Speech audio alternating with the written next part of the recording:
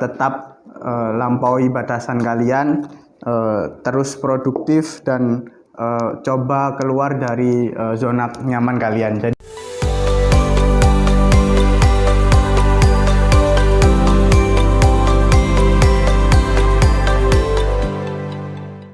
Assalamualaikum warahmatullahi wabarakatuh. Selamat datang dan selamat bergabung di episode perdana podcastnya Anak Sistem Informasi Unusa.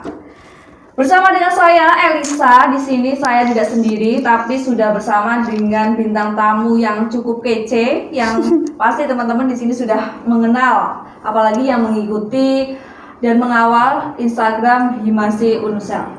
Siapa beliau? Langsung saja kita sambut. Selamat datang Mas Denny Ramadhani. Ya, apa kabar kasih. Mas Denny? Alhamdulillah, baik, kabar baik hari ini. Alhamdulillah. Mohon maaf ya Mas sebelumnya karena teman-teman di hari yang aktif ini meminta Mas Denny untuk secara langsung menemani kita di episode perdana podcastnya Sistem Informasi Unusa begitu. Ya, saya sangat bersemangat sekali hari ini.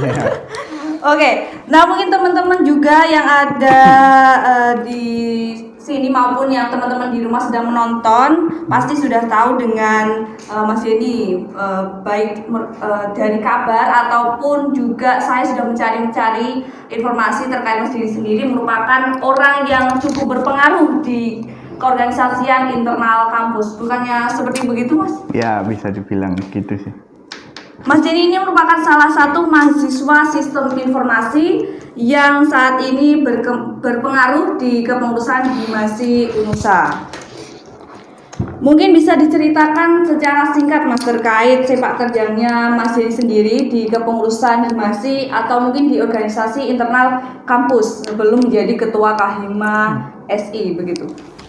Baik, mungkin untuk pertama kali saya terjun di organisasi, yakni di BEM Eksekutif Mahasiswa, Badan Eksekutif Mahasiswa kala itu di Fakultas Teknik yang sekarang sudah dilebur dengan Fakultas Ekonomi Bisnis. Jadi saya di sana mengawali pertama kali menjadi pengurus Badan Eksekutif Mahasiswa yang kebetulan di anggota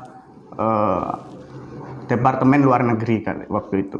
Kemudian lama dan juga cukup excited karena sudah sesuai dengan passion saya. Oke, berarti cocok banget ya, di cocok BEM banget. terus lanjut di SI di Hima juga udah nyambung gitu ya. Ya, bisa dibilang gitu. Jadi alasan saya akhirnya memutuskan untuk di himpunan, melihat karena sudah dilebur dan Hima Sistem Informasi harus dipaksa untuk bangkit kembali, maka saya putuskan untuk terlebih dahulu merawat himpunan saya, jadi rumah saya sendiri gitulah. Sampai akhirnya Mas Denny dipilih jadi ketua Hima begitu. Iya, gitu. Jadi dapat amanah dari teman-teman Sistem Informasi. Berarti cukup lama sekali ya, dari mulai BEM sampai Himas sampai saat ini berarti sudah cukup lama sekali Mas Denny berkecimpung di organisasi internal kampus. Iya, begitu. Jadi awal-awal itu belum jadi pengurus itu tetap aktif di kepanitiaan waktu PKKMB ataupun LKMMTD, juga sebelum jadi pengurus lah. Pokoknya udah ikut-ikut kepanitiaan di Eksekutif Mahasiswa Fakultas Teknik. Gitu. Terus terkait gini Mas, tadi kan kita sudah berbincang-bincang terkait organisasi internal. Mungkin sekarang ini Mas Denny masih juga di studinya juga kan di SI. Masih semester berapa Mas kalau boleh tahu? Saat ini masih semester 7. Semester 7. Berarti sebentar lagi lulus. Ya, semoga. Amin. Teman-teman ikut mendoakan ya kan yang dari rumah. Siap. Bisa diceritakan mungkin dari mulai awal kan ini Mas Denny nggak hanya studi aja tapi juga ikut di organisasinya. Mungkin bisa diceritakan sepak terjangnya tadi, beberapa kesulitan antara menyeimbangkan di studinya dan juga organisasinya, mungkin bisa diceritakan Mas. Jadi antara organisasi dan akademis memang seringkali kita harus kita bagi. Jadi waktunya misal kita kan sama-sama diberi waktu 24 jam untuk melakukan aktivitas, entah itu tidur, belajar. Jadi misal di hari Senin itu kalau memang ada mata kuliah, berarti di organisasi harus disesuaikan secara bersama-sama, nanti kita kosongnya di hari apa ya. Juga. Nah, bicara manajemen waktu juga ini kalau kita mau memanage waktu kita, kalau kita tidak menyibukkan diri kita, terus gimana kita bisa manage waktu? Apalagi kita ada di prodi sistem informasi yang tidak hanya teori-teori belaka, kita harus juga merealisasikan hal tersebut. Jadi kan ikut organisasi, ya, menyeimbangkan gitu ya. Bisa manage waktu, kita harus terjun ke sana. Oke. Wah, bisa dibilang memang sangat menyeimbangkan sekali antara organisasi dan studinya. Mungkin bisa dibagi lagi terkait tadi kan organisasi internal cukup berpengaruh, terus studinya juga masih tetap lancar sampai sekarang semester 7. Mungkin adakah organisasi di luar kepengurusan kampus atau organisasi eksternalnya yang Mas Denny ikut kawal atau Mas Denny ikut mengikuti dari mulai awal kuliah hingga saat ini? Jadi karena di lingkungan Universitas Nahdlatul Ulama sendiri ada beberapa organisasi juga di eksternal kampus. Salah satunya yang saya ikuti adalah Pergerakan Mahasiswa Islam Indonesia. Jadi kita awal saya juga di sana. Jadi di PMI juga ada beberapa rayon. Ada 2 rayon, dan rayon yang saya ikuti adalah Rayon Fahmi Saifuddin yang kebetulan kala itu menaungi Fakultas Teknik dan juga Fakultas Kesehatan, Fakultas FKK dan juga FK, Fakultas Kedokteran. Jadi awal mula di rayon, dan kebetulan sekarang beranjak di kepengurusan komisariat Universitas Nahdlatul Ulama Surabaya. Jadi di pengurus komisariatnya sekarang. Jadi masih tetap mengawal begitu ya, mengawal dari kan tadi awalnya dari PMI juga kan, jadi meskipun sekarang juga sibuk di internal tapi juga tetap mengawal di eksternal. Ya, harus begitu. Wah, bisa dibilang tadi sudah beruntun dari mulai organisasi internal, terus studinya, terus organisasi eksternal. Bisa kita simpulkan bahwasannya Mas Denny ini merupakan seorang aktivis begitu ya. Aktivis muda, bertalenta gitu. Biasa aja, Mbak. Nah, bicara soal aktivis nih Mas, sekarang ini kalau kita lihat sudah tepat pada 10 November begitu. Dimana hari ini bertepatan dengan Hari Pahlawan. Saya mau tanya nih ke Mas Denny selaku aktivis muda dan juga penggerak. Hal apa aja sih yang mungkin bisa diterapkan saat ini oleh para pemuda yang mana menyikapi Hari Pahlawan begitu? Terima kasih.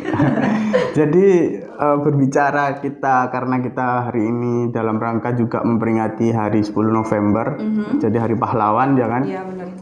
Jadi kita tahu kita juga berkuliah di kawasan atau lingkungan Surabaya. Jadi tidak asing lagi dengan seorang tokoh pahlawan, yakni Bung Tomo, kala itu yang mampu menggerakkan seluruh masyarakat Surabaya dan pemuda Surabaya untuk menghilangkan penjajahan dari Belanda dan juga Inggris kala itu, kalau tidak salah ya.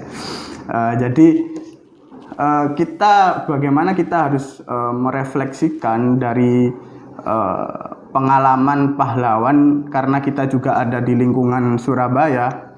Jadi kita tentunya harus kita juga harus meniru lah, minimal kita juga memperjuangkan masyarakat yang ada di sekeliling kita, jadi yang sedang bingung dan yang sedang dirundung permasalahan saat ini, pandemi. Apalagi pandemi, sekolah libur. Nah, kayak gitulah. Karena kita juga tidak lupakan terkait dengan Tridharma perguruan tinggi kita. Jadi kita juga bisa membantu masyarakat juga melewati hal penelitian yang juga dibarengi dengan pengabdian kepada mereka. Gitu itu ya? sih. bicara soal pemuda pasti kita tidak jauh dengan seorang mahasiswa gitu ya Mas. Mungkin bisa menurut Mas Denny sendiri apa yang mungkin bisa dilakukan mahasiswa sendiri untuk melanjutkan perjuangan dari para pahlawan meskipun tidak berperang kan kalau sekarang kan nggak mungkin kan nggak ada perang juga kan. Gimana Mas?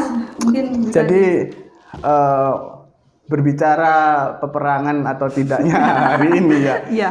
Minimal kita harus melanjutkan cita-cita kemerdekaan bangsa kita ya, Republik Indonesia perlu kita perjuangkan terus. Jadi ya itu tadi seperti penelitian dan juga Tridharma perguruan tinggi harus direalisasikan gitu. Jangan sekedar kita hafalkan dan juga cuma buat biasanya kan di PKKMB awal itu suruh hafalin gitu kan, Tridharma perguruan tinggi, Sumpah Mahasiswa. Nah itu harusnya direalisasikan gitu. Jadi tidak hanya sekedar kita hafalkan saja, kita harus refleksikan ke sana, juga melakukannya, ya, soalnya benar. biar nanti sinkron dengan apa yang kita sumpahkan begitu, dan juga yang kita lakukan. Nah, itu mungkin bagaimana sih seorang mahasiswa itu bisa dianggap menghargai perjuangan dari para pahlawan menurut Mas Denny sendiri? Untuk saat ini mungkin ya seperti kita ini lagi membahas tentang merefleksikan terkait dengan Hari Pahlawan saat ini. Jadi salah satu halnya ya seperti saat ini kita refleksikan kembali apakah semangat kita hari ini masih sama dengan semangat para pahlawan seperti Bung Tomo kala itu dan juga masyarakat Surabaya dan pemudanya. Itu sih. Oke, bicara terkait pemuda dan juga mahasiswa, di sini Mas Denny sendiri kan juga seorang pemuda dan juga mahasiswa begitu ya. Mungkin bisa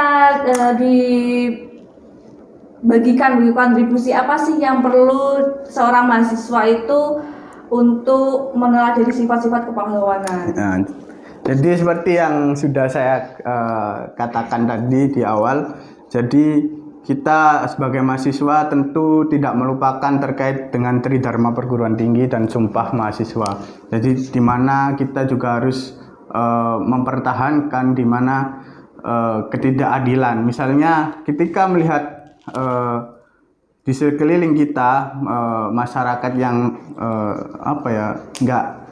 nggak terbantu atau merasa tidak adil dalam lingkungan kelurahan atau setingkat kelurahan itu, sebaiknya kita harus juga berperan juga selain menjadi seorang pemuda mahasiswa di kampus, tapi juga di lingkungan sekitar kita juga harus berpengaruh. Ya, apalagi di lingkungan rumah ya. Jadi kalau di lingkungan kampus, di tingkat kampus kita disuruh untuk melakukan penelitian, kemudian kita realisasikan yaitu tadi pengabdian kepada masyarakat di sekeliling kita. Jadi itulah contoh kecilnya mungkin. Oke, karena momentum Hari Pahlawan, mungkin ada pesan dari Mas Denny sendiri untuk teman-teman mahasiswa atau teman-teman penonton yang saat ini melihat secara langsung dari podcastnya Sistem Informasi ini, bisa di-floorkan begitu. Mungkin saya awal-awal ingin mengutip dari kata-kata seorang pahlawan, yakni Tan Malaka. Bila kaum muda yang telah belajar di sekolah dan menganggap dirinya terlalu tinggi dan pintar untuk melebur dengan masyarakat yang bekerja dengan cangkul dan hanya memiliki cita-cita yang sederhana, maka lebih baik pendidikan itu tidak ada. Jadi intinya pada kesempatan kali ini Hari Pahlawan kita harus juga mau untuk melebur dengan masyarakat di sekitar kita. Jadi mahasiswa hari ini harus mengerti bahwa berkuliah tidak seenak di tontonan di televisi. Benar. Gitu ya. Realitanya itu malah yang iya benar-benar. Jadi pelajarannya. Jadi mengingat tahun 2020 kemarin itu menjadi tahun yang skip lah katakanlah, jadi kita nggak bisa melewati hal tersebut, kita harus diam di rumah gitu kan. Jadi membuat mimpi kita itu terhenti sejenak oleh pandemi. Jadi untuk mahasiswa saat ini jadi intinya kita coba untuk mendekonstruksi ulang kalimat daripada kita mengutuk kegelapan, mari kita nyalakan lilin. Nah,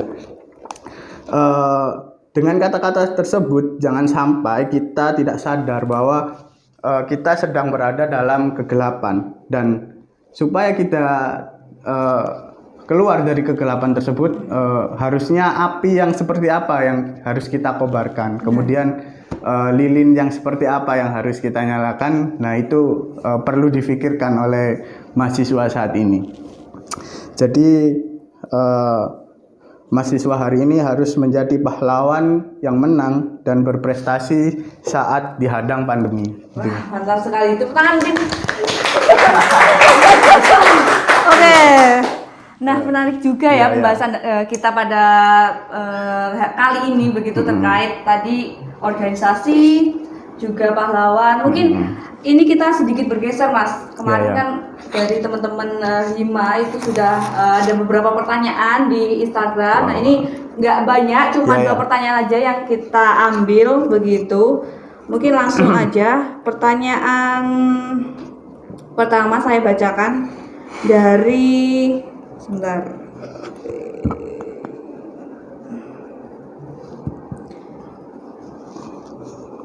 dari @mikbalfrm gitu. Pertanyaannya, bagaimana cara menjaga komitmen supaya kuliah nggak ada lagi kata malas berorganisasi begitu, Mas? Jadi ya seringkali untuk ya itu tadi tahun-tahun kemarin tuh menjadi tahun yang skip, kemudian kita berorganisasi menjadi malas karena kita yang biasanya berkumpul, bersosial, tatap muka kita harus dipaksa.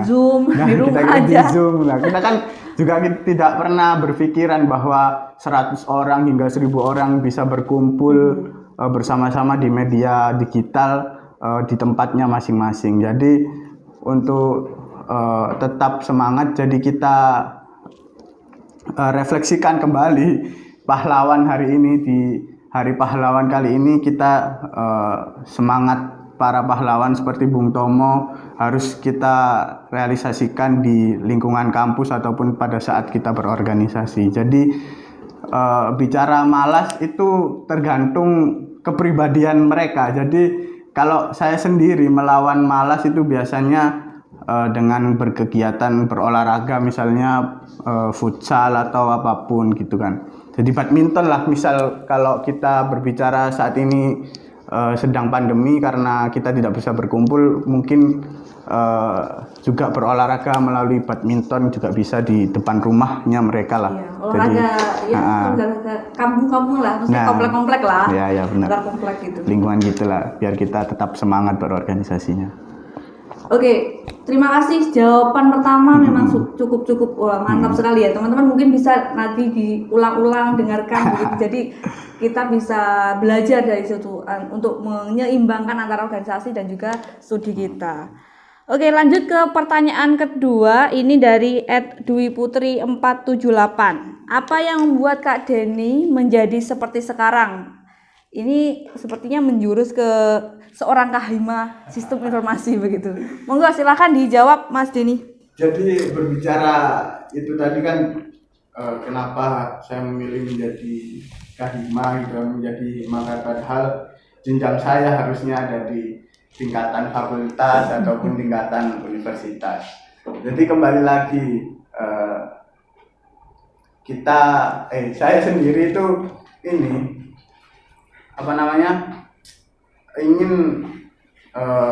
mengabdi pada rumah saya yang pertama. Jadi ketika kita melupakan rumah kita itu kan juga nggak baik gitu kan. Iya, jadi rumah kita masih baru dibangun tapi kita harus meninggalkan untuk demi esensi kita sendiri atau ini kita sendiri keinginan pribadi. Kita jangan sampai mendahulukan keinginan pribadi kita harus Mengorbankan. juga melihat dan mengorbankan bahwasannya kita lebih dibutuhkan di himpunan. Saya rasa begitu sih. Oke, tak terasa kita sudah berada di penghujung podcast perdana pada kali ini begitu. Selanjutnya mungkin ada closing statement dari bintang tamu kita, Mas Denny, yang mungkin bisa disampaikan ke teman-teman penonton yang ada di rumah. Untuk itu silahkan kepada Mas Denny. Ya, terima kasih. Terakhir mungkin dari saya pesan untuk mahasiswa terkhusus mahasiswa sistem informasi. Yang pertama, perjuangan itu tidak mudah, maka kamu harus mampu untuk melawannya. Jadi tetap lampaui batasan kalian, terus produktif dan coba keluar dari zona nyaman kalian. Jadi jangan enak-enakan saja, tapi tetap juga dibarengi dengan produktivitas yang cukup untuk membuat kalian nantinya mampu melawan itu tadi, kemalasan yang seperti yang ditanyakan tadi. Baik. Mungkin itu. Oke, terima kasih untuk Mas Denny. Kita tepuk tangan bersama-sama. Terima kasih banyak sudah meluangkan waktunya untuk hadir di episode perdana dari Podcasti begitu. Mungkin tadi dari closing statement itu bisa menjadi tambahan ilmu juga untuk teman-teman yang menonton Podcasti edisi perdana hari ini begitu ya.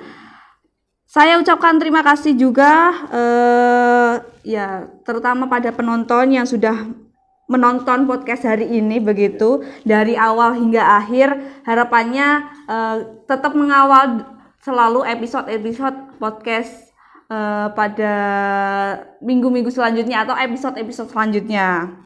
Kita tutup Podcasti pada episode perdana hari ini. Sampai jumpa di episode Podcasti selanjutnya. Selamat sampai jumpa dan wassalamualaikum warahmatullahi wabarakatuh.